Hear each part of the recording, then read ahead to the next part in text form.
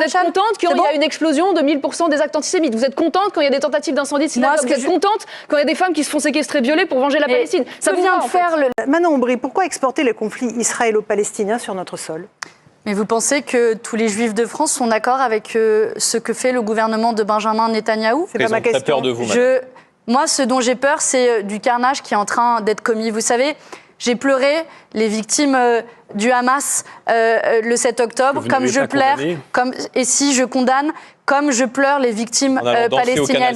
Et c'est précisément toute la différence. Oui, moi je suis fière de porter une ode à la vie, et c'est ces vies que nous défendons. Quand les vies des otages, Madame Aubry, tout le monde ici autour de ce plateau... Les vies des otages?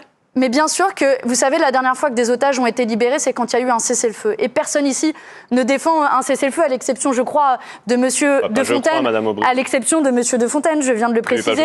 Et parce que, qu'est-ce qui se passe aujourd'hui dans la bande de Gaza? Laissez-moi finir, Monsieur Bellamy. Est-ce que vous avez vu ces images du massacre commis par le gouvernement de Benjamin Netanyahou? Vous avez des enfants qui ont été décapités. Vous avez des hommes et des femmes qui ont été brûlés à vif, un camp de réfugiés qui a été pris pour cible. C'est ça aujourd'hui qui doit nous occuper toutes et tous pour tirer les leçons du droit international. Quand le procureur de la Cour pénale internationale demande un mandat d'arrêt pour crimes contre l'humanité et crimes de guerre à l'encontre du Hamas et du gouvernement de Benjamin Netanyahou, quand la Cour internationale de justice demande au gouvernement d'arrêter son massacre, oui, il faut agir, il faut des sanctions. Et Madame Hayé, j'ai entendu Emmanuel Macron dire qu'il ne fallait pas exclure la reconnaissance de l'État de Palestine sans pour autant nous dire quand est-ce qu'il allait le faire, à peu près comme l'a fait M. Hollande ou M.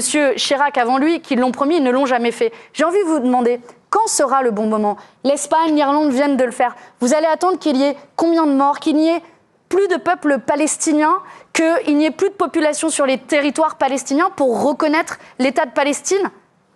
Valérie Hayé. Répondez à cette question, s'il vous plaît. Parce que je sais que votre numéro 2 sur votre liste a ouvert la porte. Mais vous, on n'a pas très bien compris quelle était votre position. On appelle ça le « en même temps ». D'abord, je vais de manière très claire. Oui, il faut reconnaître l'État de Palestine. Combien de morts vous allez attendre? Les conditions sont... Je vous en prie, Madame Meillet est en train de vous répondre, Madame. Oui, il faut reconnaître l'État de Palestine. Simplement, les conditions aujourd'hui ne sont pas réunies. Il faut qu'il y ait une autorité palestinienne crédible. On ne va pas négocier aujourd'hui avec le Hamas, qui est un groupe terroriste. L'urgence, c'est le cessez-le-feu immédiat, c'est la libération des otages. C'est ça qui permettra de ramener le calme et la sécurité à la fois des Israéliens et des Palestiniens. Je rappelle que le Hamas est un groupe terroriste qui a fait un massacre le 7 octobre abominable.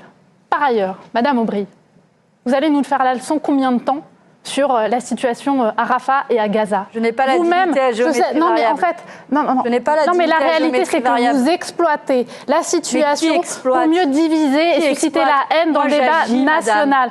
Manon, clairement, en mettant sur ta liste, je sais que c'est pas toi personnellement, mais en mettant sur ta liste Rima Hassan, qui est la tenante d'un antisémite le plus crasse.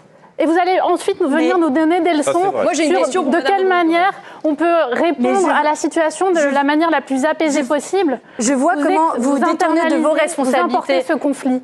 Clairement. Mais c'est vous, Madame, qui associez tous les Juifs de France au gouvernement de Benjamin Netanyahou.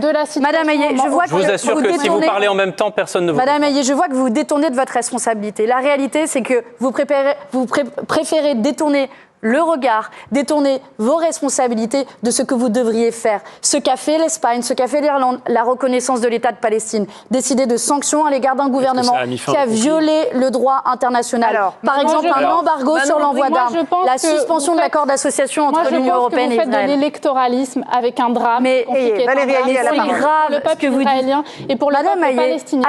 La réalité, c'est quoi? Madame Hayé, allez au bout de la Norvège, l'Espagne ont reconnu l'État de Palestine. Qu'est-ce que ça change concrètement pour les Palestiniens? Rien. La situation est toujours effroyable pour eux. Donc c'est la diplomatie, qui doit agir. Le ministre des Affaires étrangères est allé plusieurs fois sur site. On doit travailler avec les Américains pour trouver la meilleure manière possible de rétablir le calme et faire le cessez-le-feu immédiat.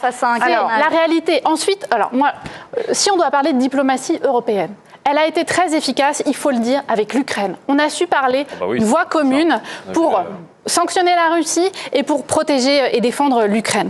Ensuite, sur la situation au Moyen-Orient, on n'arrive pas à trouver une voie diplomatique unie. C'est la réalité aujourd'hui. Je le déplore et je pense qu'il faut qu'à terme, on puisse enfin parler d'une même voix.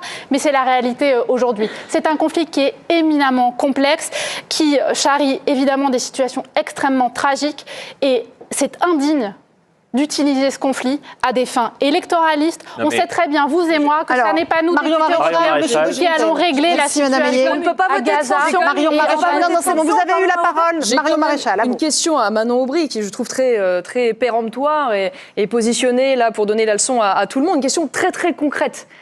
Votre colistière, Rima Hassan, encore elle, toujours elle évidemment. Elle vous intéresse beaucoup, a fait une déclaration. Elle m'intéresse beaucoup parce qu'elle a fait une déclaration. Elle a fait une déclaration. Elle a dit « C'est à l'Élysée qu'on va venir si vous ne faites pas stopper ce massacre, planqué que vous êtes, complice que vous êtes ». Vous êtes d'accord avec ça, avec cette déclaration ? Moi, je pense que le silence. Vous êtes d'accord avec ça ou pas ? Vous êtes d'accord avec l'appel au sabotage de l'émission de TF1 ? Vous avez une conception de la démocratie un peu douteuse. C'est quoi alors du coup ? C'est quoi la prochaine étape ? C'est un attentat en fait ? C'est un appel à l'attentat ? Bah écoutez, je vous écoute. Alors, allez condamner votre colistière, alors.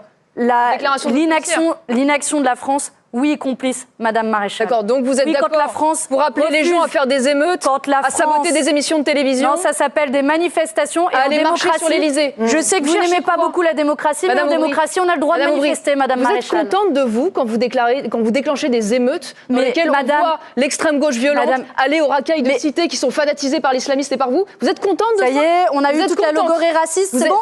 C'est terminé, Madame Maréchal ?